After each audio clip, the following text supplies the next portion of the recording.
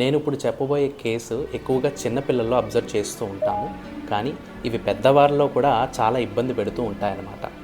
ఎవరికైతే తరచుగా throat infections వస్తూ ఉంటాయో, టాన్సిల్స్ అన్నవి ఇన్ఫ్లమేషన్ అవుతూ ఉంటాయో, వాటిని సక్రమంగా ట్రీట్ చేసుకోకపోతే నేను ఇప్పుడు చెప్పబోయే కాంప్లికేషన్స్లోకి ల్యాండ్ అవుతూ ఉంటారనమాట. వీటిని క్విన్సీ లేదా పెరిటాన్సిలర్ అబ్సెస్ అని పిలుస్తూ ఉంటారు.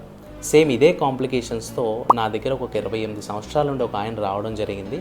ఈయనకి గొంతులో గుచ్చుతున్నట్టు నొప్పి పుట్టడం, నోరు పూర్తిగా ఓపెన్ చేయలేకపోవడం, నోట్లోంచి బ్యాడ్ బ్రీత్ వస్తూ ఉండడం.